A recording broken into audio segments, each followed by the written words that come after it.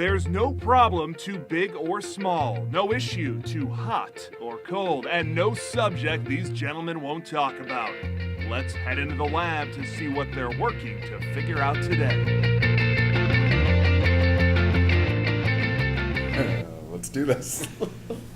Let's get into it and get down to it. Welcome to Figure It Out. This is George Grumbacher. Joining me as always is Sentari Minor. Hello, folks. Helping us move from awareness to action today is... Us. This is awesome. And the topic is patriotism. Okay. Sentari, I identify as a member of a tribe, and that tribe is the United States of America. Okay. I call myself an American, and I am a proud patriot. Are you, sir? I would consider myself a proud patriot, yes. And if somebody were to ask you how you identify, what would you say?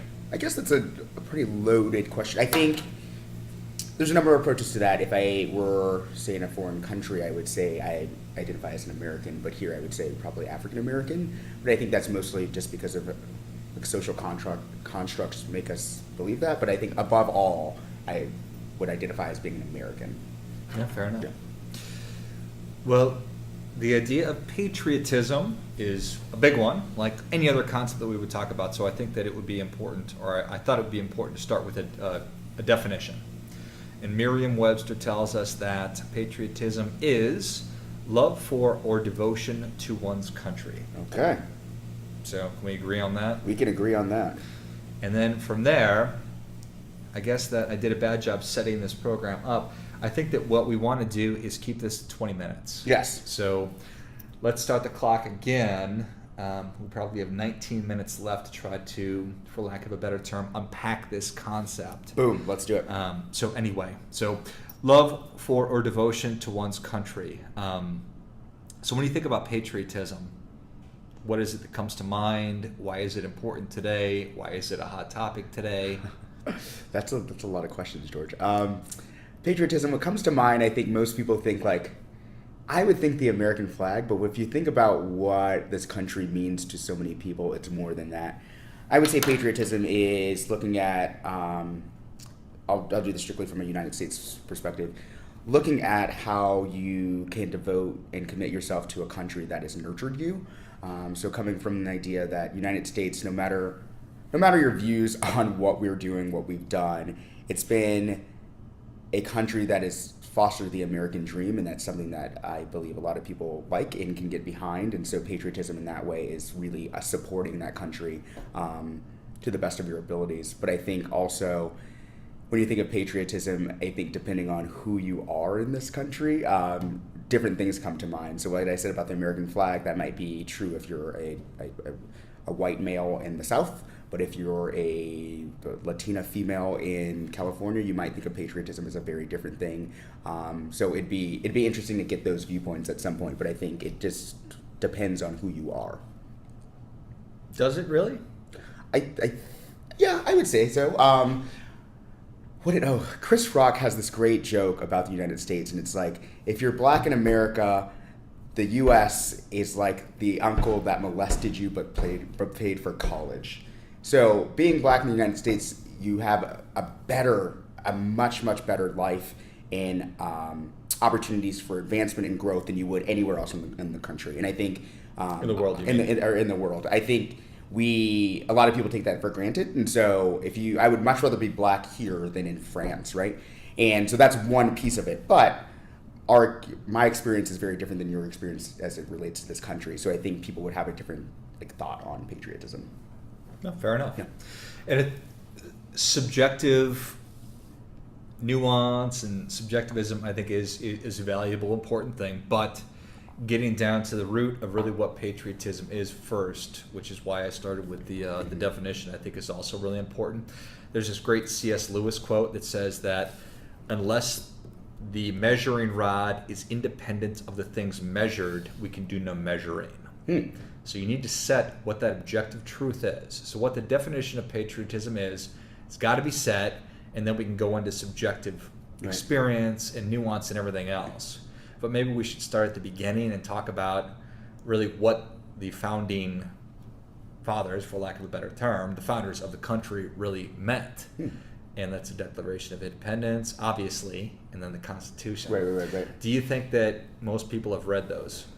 I think I would hope, well, no. I think people understand them esoterically and like understand them as works that have shaped this country, but if people read them from beginning to end, I doubt most people have. Probably been a long time. Yeah, and you go through that stuff in maybe 4th through 8th grade, and then you maybe, depending on where you went to high school, revisit that as a junior, and then maybe in college, depending on what you studied. But for the most part, I don't think that's something that people keep top of mind. It's something that people talk about all the time, much like the Bible, but probably never really revisit or have I would say very few Americans are well-read, well-versed, and could be considered scholarly on the Declaration of Independence or the Constitution. Right. Which I certainly agree. And the conversations that we're having right now in the United States, if it's about equality, or if it's about race relations, or if it's about protest and speech, it's kind of silly to think about how people are weighing in on this, probably not having a good understanding of what the founding documents actually say. And if you have no idea what they really say, then how can you really have a good interpretation of what they mean? And then how can you apply behavior to those documents? Right. I think one of the big things that I personally believe, and this is what this whole podcast is about, is civic engagement. And I think for Americans, especially right now, it would be, I don't know how you would require citizens to do this. It'd be very hard to do so, but spend time, and I'm going to have this challenge myself, and I think that should be a prescription for our listeners, but actually sit down and go through the Constitution and have a conversation with someone about it, or the Declaration of Independence, and go through what that means, what your interpretations of it are, and think about how that relates to your life right now and why, and the history behind that. So, because to your point, unless you have a good understanding, or at least it's a recent reading of it, it's hard to say this is what it's said or this is what we should do based on whatever, when you actually have no idea because you haven't read it since you were 8 years old. So I think for me, one of the things that I want to do is make sure that I can get that top of mind, read, and then have some conversations about what it actually means. Because I think the more that Americans have that dialogue, have that discourse in a civil manner, the better off we'll be, and probably would have less contentious arguments that are based on things that we believe rather than things that are rooted in what's actually on the paper. Hopefully. Right. Ideally. A lot of the time when I look at the discourse that's happening in the country, it makes me think, are we in a post-history environment where we're just not paying attention to the history of the world? We're not paying attention to our history. And when I say our, I mean Americans. It's more, well, this is my history. It's my personal experience, and that's what's really molding and shaping my opinion on these things. And we're all, I mean, we all should be cognizant of our own personal experience, but it's not a post-history environment. You need to be cognizant of where we've been, because if you're not, well, what's going to happen is we're going to do it over again. Right. And we also don't live in a post-learning environment where I'm so set in my ways that there's no way that anything that you say is going to influence me at all. Right. Because that's not the case, at least for me. I think it's you've touched on a lot of things there. For folks, I think, even given the work that I do, it's interesting finding folks who feel like they are too busy to learn. And I think that is a big American thing.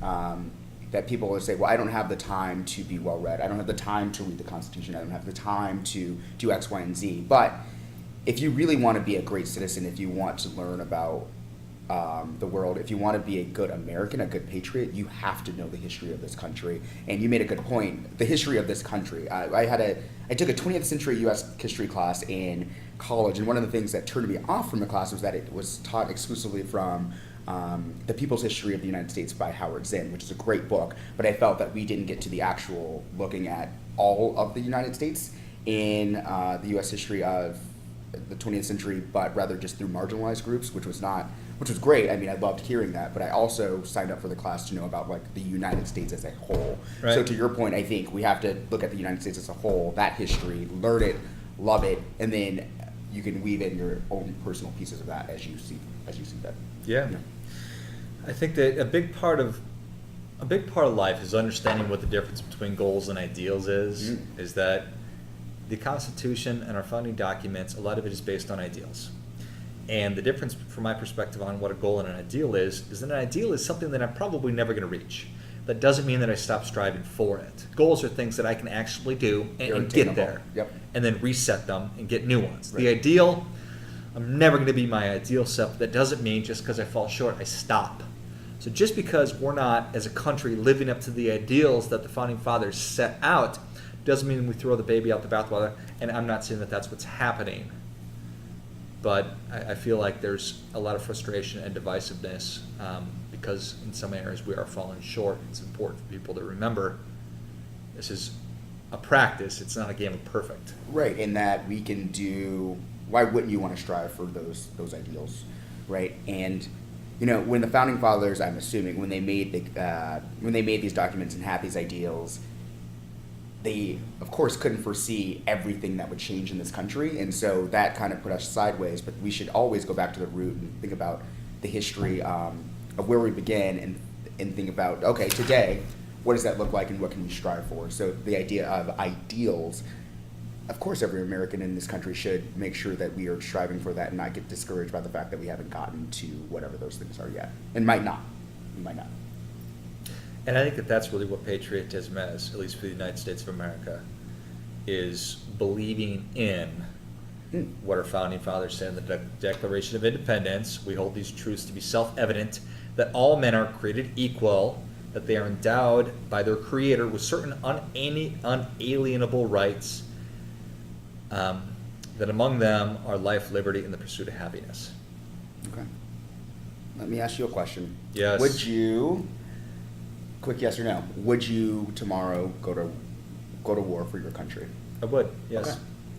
Absolutely. I believe I would as well, which is where I think, when you think about, I had a speaker come in last week to just talk about what's going on in Iraq and Iran, and it made me think about, if I were asked to fight for this country, would I? And I absolutely would. And I really wonder if we just went out on the sidewalk and said, tomorrow, if they said you're deployed to Iraq, would you put up a fight, or would you say, all right, this is my duty to the country? And I think that would be a really fascinating thing to find out. If the average American would say, yes, I'm in, or if they would say, hell no, I'm not going to fight for this country because of X, Y, and Z. That's really what I think that we're talking about, is would you fight for the ideal of what the country stands for, or I think a lot of the people would say, fuck no, I think that our president is blah, blah, blah, an asshole, whatever. or he's great, and yeah, I'd support him, or I wouldn't. And that's not, from my perspective, what patriotism is. Agreed. I'm not a patriot. I don't love the United States of America because of the president, and I like Barack Obama, and I like whatever. I have respect for the office, but that's not what America is. It's not the president. Right. It's what we're talking about It's here. these ideals, right? And that, I think, is where maybe there's some confusion going on right now. And one of these really fun, hot topics is the NFL and the protests which are going on. Do you have thoughts on that? I think that, given part of being an American is being able to speak your beliefs, whatever those might be. So I Big think, part. If folks want to, there are two parts of that. If folks want to protest, they should be able to protest no matter what. But you're also understanding that, from an NFL specifically, you're an employee of an organization. So if you want to work for that organization, you should abide by their rules. And if not, you don't have to. But taking outside of the context of the NFL, if someone wants to protest and someone wants to spend their time protesting this country, they should be able to, and it should be encouraged, right? I think we've gotten to this place where someone would say you're un-American for doing these things, and that's not true. You're very much American by saying I don't believe in these X, Y, and Z, and it's just fascinating to see people get up in arms about the NFL protest or whatever it might be, but don't realize how that is something they have a right to as well, so they can protest, they can do whatever they want. So I think it goes back to what we were talking about of understanding what the Constitution looks like, understanding what the Declaration of Independence looks like, and also going back to the part about civil discourse. I doubt anyone has ever talked to anyone who's up in arms about it. It's taken one of those people out to lunch and say, all right, talk to me about this. Like, what does it look like to you? What why are you doing this? And then maybe they'd have an understanding of like, oh, I get it now. It's not just that I'm Black Lives Matter or pro-women, whatever it might be. It's I fundamentally believe these things to be true, and our current state of affairs go against that, so I want to publicly make a statement about that. But no one's talking, on both sides, no one's talking to each other, and I think that is where we have a big gap in this country and where patriotism falls. Yeah, and that's where the opportunity probably lies. Right. Certainly because Alexander Hamilton or Thomas Jefferson or James Madison would all say that such an important part, an integral part of our country and our system demands that if there is dissent, that dissent has a voice. Right. You see a I mean, problem that's how we were with built. this. Yeah. Yes, 100%. So does Colin Kaepernick or XYZ player have the right to protest, and should they be able to do that? Of course. Absolutely. Of course they should. Does Richard Spencer and the alt-right, do they have the ability to march and have their protests? Absolutely they Right. do. Yeah, and that's really interesting. I believe so wholeheartedly, but I was in a meeting, and someone was said, should we, isn't it our charge to silence those voices? And I said, absolutely not, because you're no better off than them, right? We should, if you have an opinion or thought on something, you should be able to voice it. Now, people don't have to hear it, people don't have to go to the march, or people don't have to go, I mean, that's their choice, but we hit a slippery slope when we start deciding what can be said and what cannot be said. So everyone should have the right to say those things, as long as it doesn't get violent and you're not encroaching on someone's life, obviously. But if you have something that is considered hateful, then if you have a platform, you should be able to use it. That's why our country exists. There was a great article that I read about a professor who was getting to this point where she was saying she doesn't know where that line's drawn anymore. So, and I think she's very much on the left, but saying it's getting to a point where she doesn't know where she can teach, what she can say, because there are so many different things about how we're silencing hate. And yes, you should say something out against hate or against violence, but these people have a right to say whatever they want as long as they're an American citizen. So let them say whatever they want.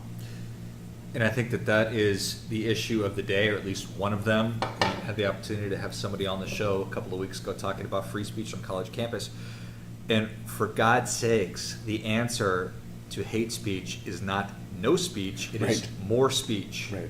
So people need to get their fucking heads out of their asses I think and realize that. I don't want to make this too political, but I think, might as well, it's our podcast.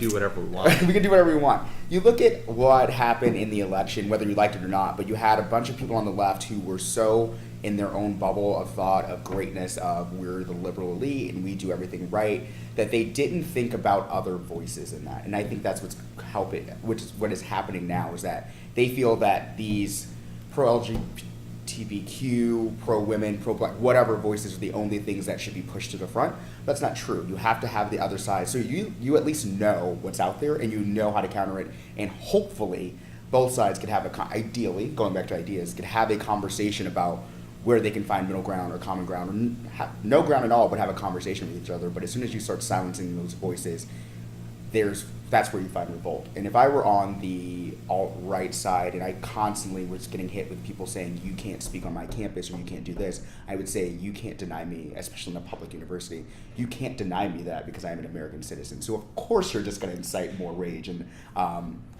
violence on that. So I think that the left, more so, has to get it together in figuring out that we have to welcome all voices, even if it's a voice that you don't like.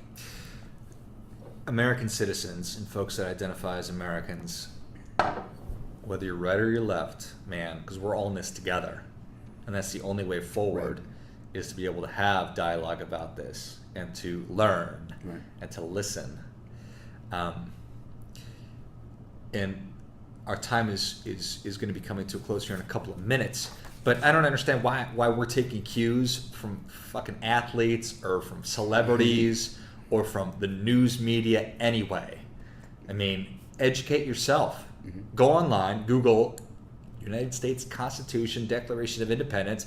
I imagine a lot of the folks that are listening to this were preaching to the choir, but it's worth a refresher. Check it out, formulate your own opinion about these things. I think not only that, but it's very important for people to have conversations with people who are not like them. So we get into these thought bubbles on both sides where people who you sit around with folks that validate your ideas constantly. So I would actually challenge our listeners to find someone that has opposing views of you and just have coffee or lunch or drinks with them and say, all right, let's talk about this topic. Let's set some boundaries around how far we'll get so we don't get upset with each other. But I want to know why you believe in X, Y, and Z. And you should know why I believe in X, Y, and Z. And the more that people do that, the more they can, one, understand the other side. One, they can probably articulate their side better. And two, you've created a point where you know that you can have civil discourse with someone else. And at the end of the day, people don't have to agree on anything, but they do have to do it in a civil way that moves us forward. Agreed. Sentari, you, sir, are a patriot. I am a patriot, and so are you, George Kronbacher. I appreciate that. Hopefully you folks enjoyed Sentari and I's first session of just he and I trying to figure these issues out. This was awesome. If you like what you heard, again, please subscribe to the show if you haven't. Give us a like on the Facebook page, and feel free to share us on social media with somebody that you think would benefit from listening to today's show. And as always, keep questioning because the struggle is real. Boom.